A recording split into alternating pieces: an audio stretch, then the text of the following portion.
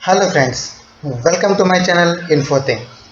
Here we had a news on foreign direct investments.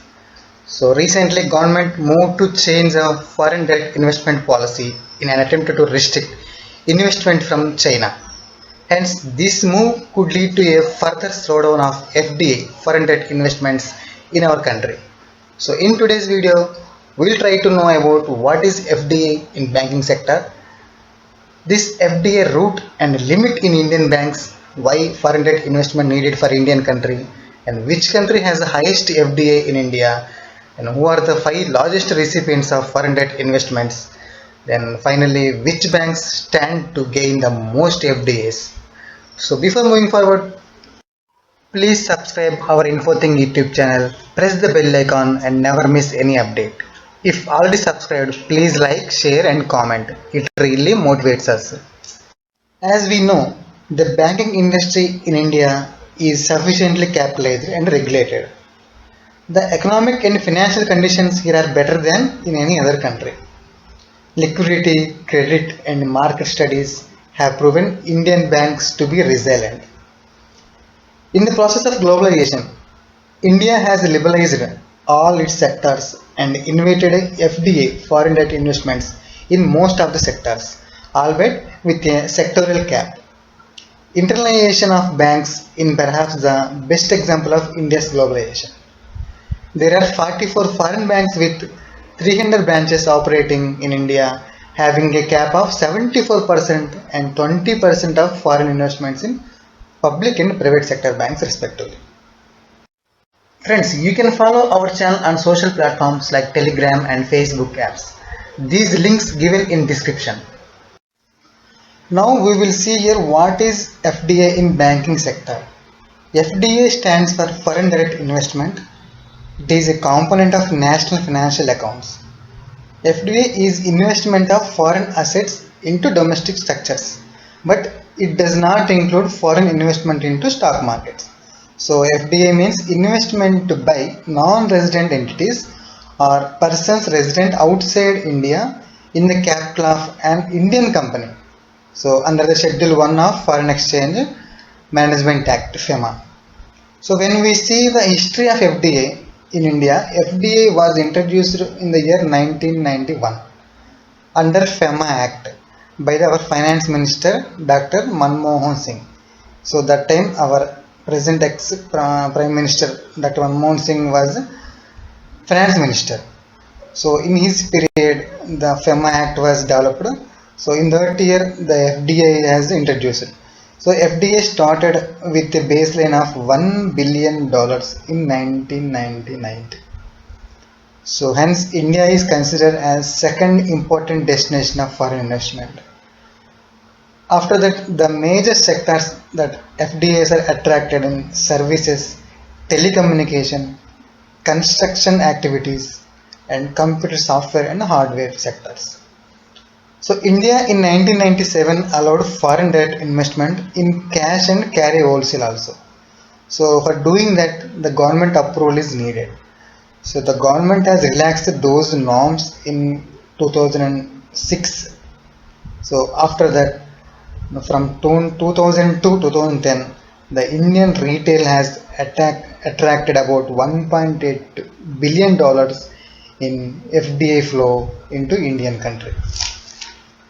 Now there are two routes by which India gets this foreign direct investment. So those are, one is automatic route, another one is government route. In automatic route, by this route the FDI is allowed without prior approval by the government or Reserve Bank of India. Whereas in government route, prior approval by government is needed. Via this route, the application need to be made through Foreign Investment Facilitation Portal. So which will facilitate the single window clearance of FDI applications under the approval route.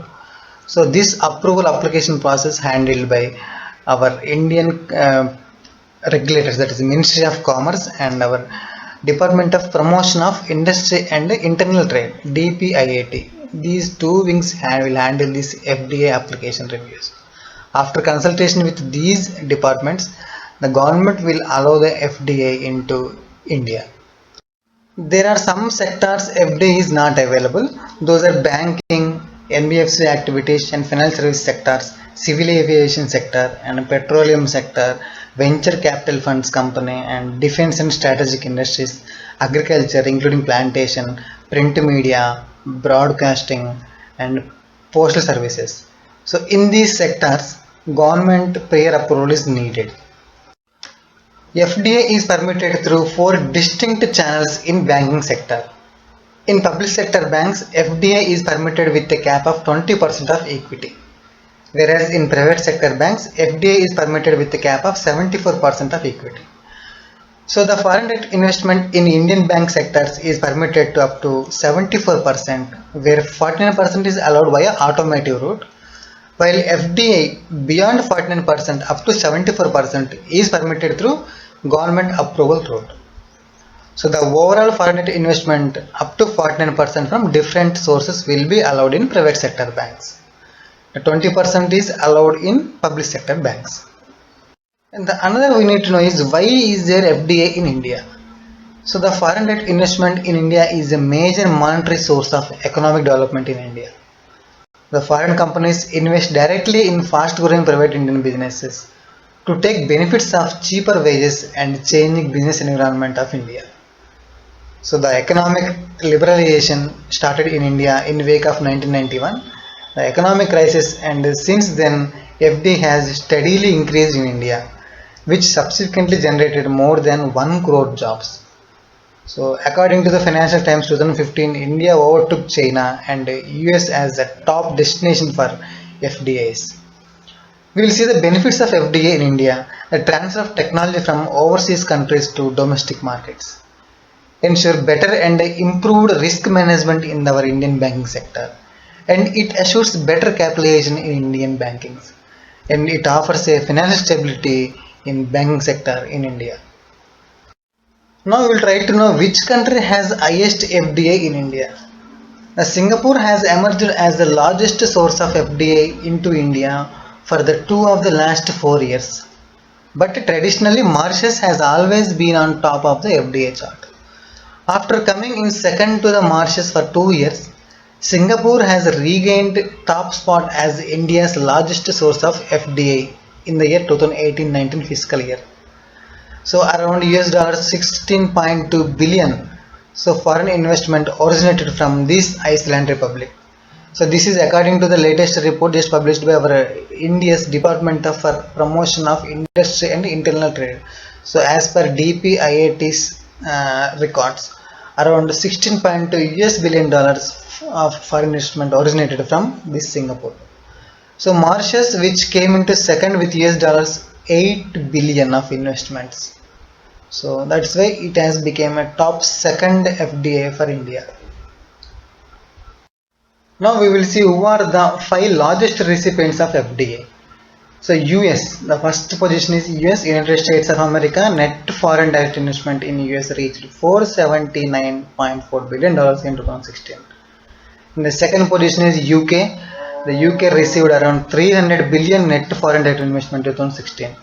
And third one China, and fourth one Netherlands, fifth one Ireland, and sixth one Brazil. It attracted $78.9 billion in 2016, and seventh one Singapore. It attracts $64.6 billion, and eighth one Germany. And when it comes to India, it is ninth position for receiving this foreign direct investment. India has received around $44.4 billion in net foreign direct investment in 2016. So the investment in the real estate and infrastructure sector from Canada helped India become the fastest growing investment in the region, according to the report from our KPMG. And the 10th position is France. So the France received net foreign direct investment $42.3 billion in 2016.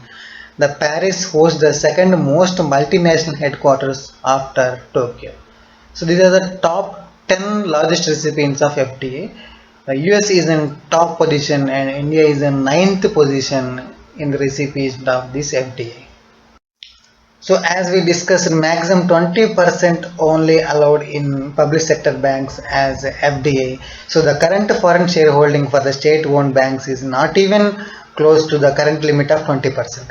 So the current foreign shareholding for state-owned banks, that is SBI at present 14% only, and PNB Punjab National Bank 13%, and Bank of Baroda 15+%. When it comes to the current foreign shareholding for most of the private sector banks, bearing the HDFC Bank having 73% are reasonably lower than regulatory maximum limit of 74%. So in second position ICICI Bank with 59% and third Axis Bank with 51%. So these are the sources taken from Bloomberg Quint. Friends, that's all from me for now. I hope you like this video. If you like my work, please press thumb button and share among your WhatsApp groups and friends. Thank you all. Jai Hind.